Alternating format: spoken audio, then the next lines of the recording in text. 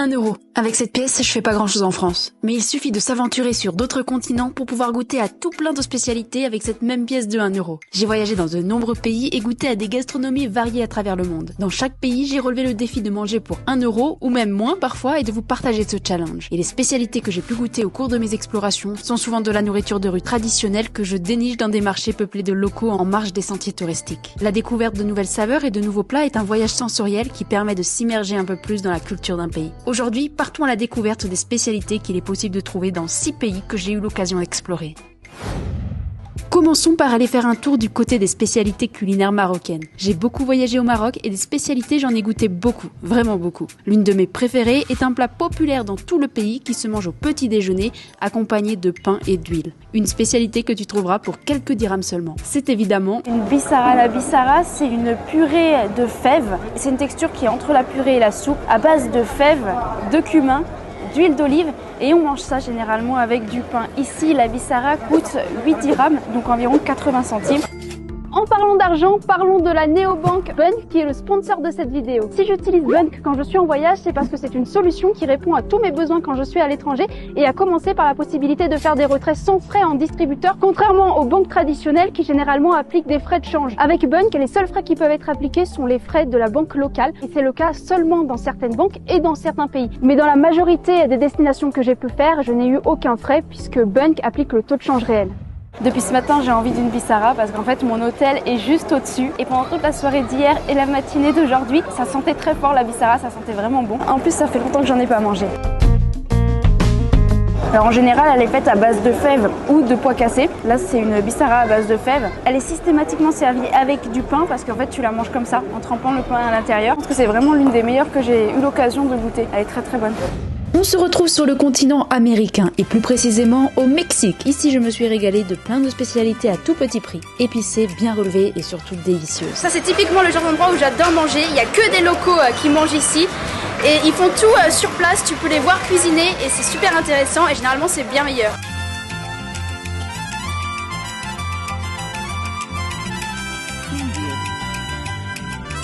On va passer à la dégustation de cette empanadas. Donc c'est un empanadas garni à la viande. J'ai choisi viande, on pouvait prendre également fromage. L'empanadas, c'est de la pâte dans laquelle on met une garniture et confrit.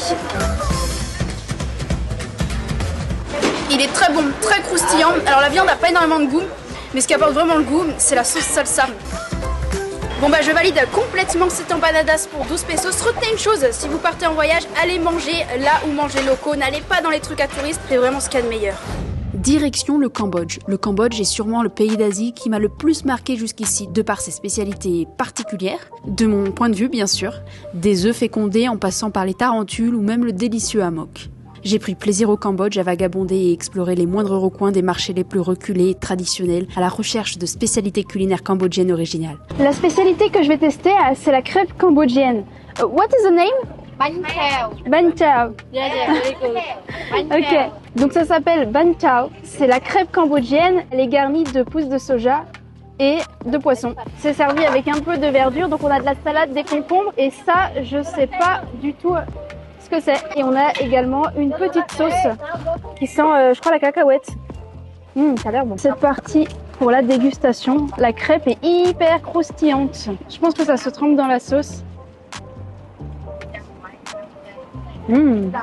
C'est pas mal du tout. Ça ressemble à la sauce de poisson qui se mange avec les nems. J'ai trouvé la technique pour pouvoir manger ça facilement. Tu prends un petit bout de feuille de salade et t'attrapes un peu de tout avec un peu de sauce. Et comme ça, c'est parfait. Franchement, bonne découverte. Et ça coûte 1 $ la crêpe. L'application Bunq, elle va aussi me fournir immédiatement des informations au sujet du pays dans lequel je viens d'atterrir dès que j'ouvre l'application. Ça va être par exemple des informations à propos des coutumes en termes de pourboire. Ça peut être embarrassant d'arriver dans un pays et de pas trop savoir s'il faut ou pas laisser un pourboire. Et donc on va aller voir en direct ce que me dit l'application à propos du Cambodge. Ici, c'est attendu et normal de laisser un pourboire d'environ 5 à 10%, donc ce que je vais faire maintenant que je le sais. L'appli va aussi m'informer qu'ici au Cambodge, il est nécessaire d'emporter de l'argent liquide et que 2 devises sont acceptées, ce qui n'est pas le cas de tous les pays. Ici au Cambodge, on peut payer en riel et en dollars USD. Direction les Émirats Arabes Unis. Je pensais avoir du mal à manger pour 1 euro ici, mais finalement, c'est sûrement l'un des pays au monde où j'ai eu le plus de facilité. À Dubaï, si tu sais où aller, tu peux faire le tour du monde en une journée et goûter à tout plein de spécialités à petit prix. Avec Bunk, je vais aussi pouvoir facilement convertir la devise locale en euros pour savoir combien coûte en euros ce que je veux acheter. Et par exemple, juste à côté, il y a une boutique qui propose du pain qui est cuit dans un four en terre. Le pain, il coûte 4 dirhams. J'ai rentré 4 dirhams dans mon appli et ça fait 1,02 €. Et j'en ai pris un au fromage. J'ai hâte de tester.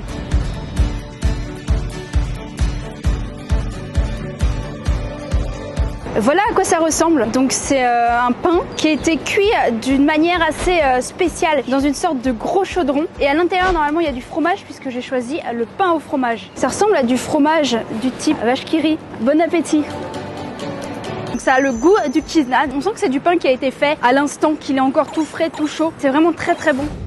Me voilà en Malaisie. En Malaisie, on trouve beaucoup de nourriture de rue et de nombreux marchés de street food. Je me suis rendue dans le quartier de Chinatown, un quartier incontournable et très touristique. Je n'ai eu aucun mal à trouver des spécialités diverses et variées pour 1 euro et surtout très appétissantes. Parmi toutes les spécialités malaisiennes, il y en a une en particulier qui est sûrement l'une de mes plus délicieuses découvertes, le martabak. Je me trouve dans Chinatown, c'est le quartier chinois de Kuala Lumpur qui est assez central et ici on trouve une longue rue avec des boutiques de part et d'autre qui vendent toutes sortes de choses, des vêtements, des chaussures, des bibelots en tout genre et même des street food. Là il y a un monsieur qui fait des gros pancakes qui coupe en plusieurs morceaux, des pancakes très épais. Ça coûte 1 ringgit 80. Ça a l'air incroyable, ils sont hyper épais. J'ai pris une part de ce gros pancake qui est rempli de cacahuètes pour 1,8 ringgit malais. Ça c'est hyper bon. Les gros pancakes comme ça on en trouve beaucoup en Asie en général, c'est très très bon.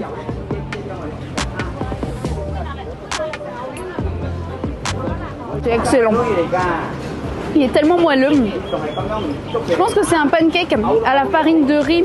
On a une texture qui est un petit peu différente de la farine de blé. On a des cacahuètes à l'intérieur, c'est croustillant. Ça c'est un incontournable à tester absolument, c'est excellent. En route pour l'Algérie, de Tlemcen à Constantine, j'ai parcouru le pays et j'ai eu l'occasion de goûter beaucoup de spécialités et snacks de rue. Parmi ces street food, il y en a un que j'ai particulièrement beaucoup apprécié, la karantika. Tu connais? Salam. واش راك لاباس؟ لاباس الحمد لله. اشنو سميت هذا؟ هذا سي كالانتيك. كارنتيكا. وشو بوشيش؟ Tu veux goûter? نحب وهذا مع خبز. Ah, مع خبز. Un petit peu de harissa, ça va relever le sandwich, ou kamoun, le cumin. Donc c'est une sorte de flan à base de farine de pois chiche, servi dans du pain. Tu peux aussi le manger sans pain, totalement nature. Moi j'ai demandé maharoubs, donc avec le pain, et c'est assaisonné dans le sandwich avec de la harissa et du cumin. Je goûte. Alors la karantika en fait on la trouve un petit peu partout dans les rues, c'est le snack ultra populaire ici, on peut le manger absolument partout, c'est vraiment le street food local. Ce qui rend le sandwich d'autant plus bon, c'est le pain, c'est un pain qui est tout frais, qui est bien croustillant. La karantika c'est vraiment le snack ultra abordable, ça coûte 30 dinars, donc ça fait peut-être environ 15 centimes, c'est accessible à tous et ça te tient pour un bon moment dans la journée, c'est bien bourratif.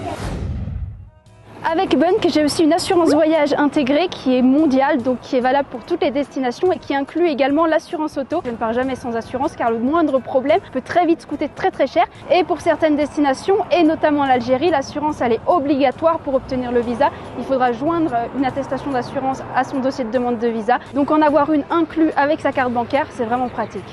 Et pour finir, allons faire un tour du côté de l'Indonésie. C'est le pays où j'ai eu le plus de facilité à manger avec 1 euro. En réalité, durant mes 3 semaines de voyage, peu de repas ont dépassé ce budget. Ici, on se nourrit de nasi, le riz cuit ou frit, et de poulet ou tempeh frit qu'on trouve à tout coin de rue. S'il y a un plat de riz qui a marqué mon voyage, c'est le nasi tempeh pecel, mais pas n'importe lequel. Celui préparé par cette femme qui gère ce petit resto au bord d'une route dans le petit village de Semoro Lawang. Ce plat coûte 18 000 roupies, soit exactement 1 euro. J'adore ce genre de petit endroit. C'était au bord de la route, c'est tout calme. Il n'y a personne.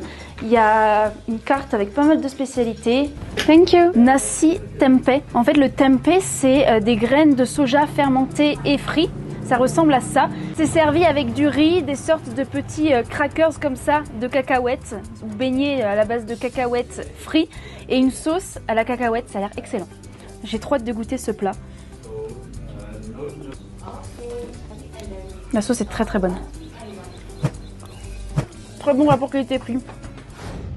J'espère que cette vidéo t'a plu, si c'est le cas n'oublie pas de me laisser un pouce en l'air et de me dire en commentaire dans quel autre pays tu aimerais que je tente ce défi, manger pour 1 euro. Toi aussi n'hésite pas à télécharger l'application Bunk, tu peux créer un compte bancaire avec une carte virtuelle offerte en moins de 5 minutes. Tu as 1 mois gratuit sans engagement pour pouvoir tester l'application Bunk. Ah oui, et j'oubliais, mais Bunk est engagé écologiquement puisque pour chaque 1000 euros dépensés, un arbre est planté.